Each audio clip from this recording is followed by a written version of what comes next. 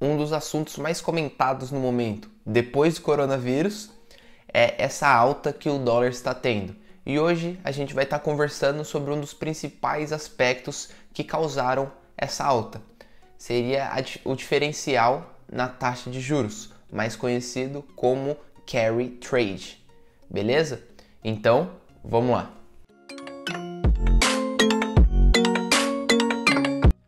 Salve rapaziada, beleza? Bruninho aqui na área. E hoje a gente vai estar conversando sobre um dos principais drivers que levaram à grande valorização do dólar, principalmente em 2020. Então, se você já quer ver mais assuntos como esse voltado para a macroeconomia, já vai deixando seu like, se inscreve aqui no canal e me segue lá no Instagram, @aviradadechave_. Lá eu estou trazendo sempre conteúdos bem completos e que você vai conseguir entender de forma bem simples. Então, vamos pro vídeo. Alguns pontos para a gente especificar aqui antes de começar propriamente o vídeo. Primeiro, vamos falar bastante de taxa básica de juros. Aqui no Brasil é conhecido como a taxa Selic. E nos Estados Unidos, a taxa básica de juros americana é o Fed Fund. Então, toda vez que citarmos Fed Fund, estamos falando da taxa básica de juros americana. E isso vai ser extremamente importante, vocês já vão entender o porquê.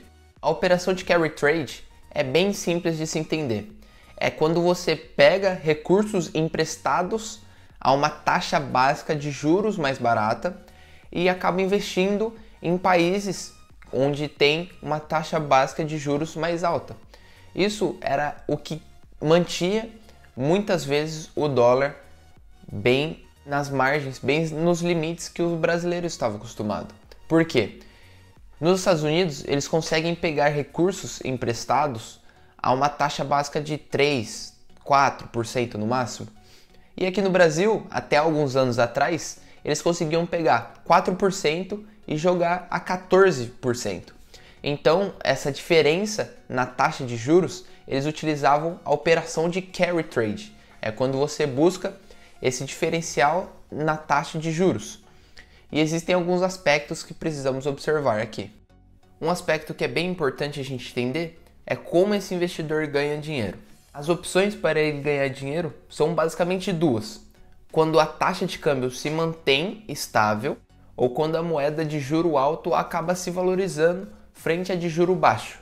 Dessa forma, o investidor tem um trade vitorioso e ele consegue utilizar do carry trade para obter uma certa valorização nesse dinheiro investido.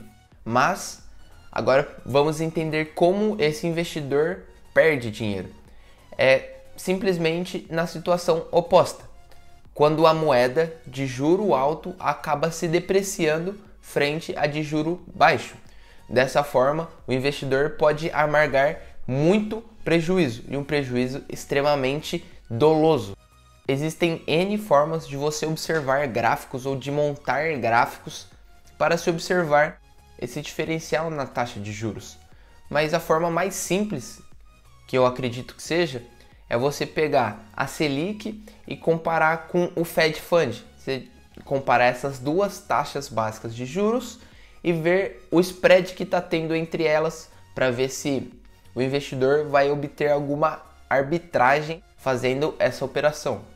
Mas nos últimos anos, com a grande desvalorização da taxa básica de juros brasileira, um país emergente como o Brasil, não apresentando uma taxa básica de juros tão alta, começou a fazer com que americanos e outros estrangeiros perdessem a atratividade pelo mercado brasileiro, principalmente fazendo o carry trade.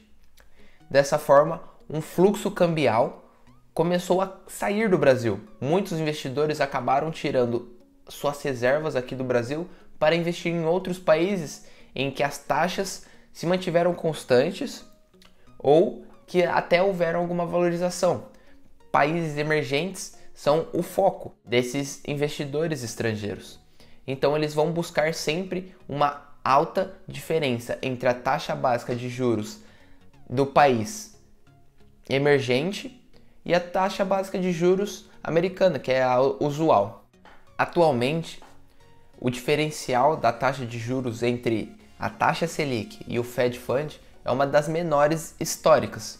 Dessa forma, faz com que os investidores não utilizem mais o carry trade aqui no Brasil por não ser tão vantajoso. A partir do momento que você entra em operações como essa, você sempre vai buscar uma taxa bem convexa, uma pequena porcentagem de perda para um alto ganho.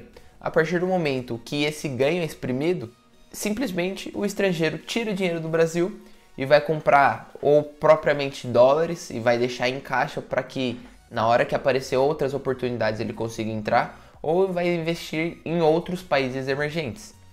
E essa saída do câmbio, essa saída do dólar aqui do Brasil, faz com que o real se desvalorize frente ao dólar, fazendo com que as operações de carry trade se tornem cada vez menos atrativas. Então acaba se tornando meio que uma bola de neve.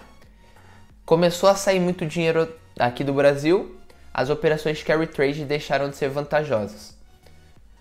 E com as operações de carry trade deixando de ser vantajosas, menos dinheiro vai acabar entrando, então mais dinheiro continua saindo. Dessa forma, o real continua se desvalorizando. Foi isso que aconteceu principalmente em 2019 e 2020, com essas taxas básicas de juro na mínima. Então, um dos principais motivos para o dólar estar aí beirando seus R$5 é o fluxo cambial que está saindo, a deterioração nos fluxos estrangeiros aqui no Brasil.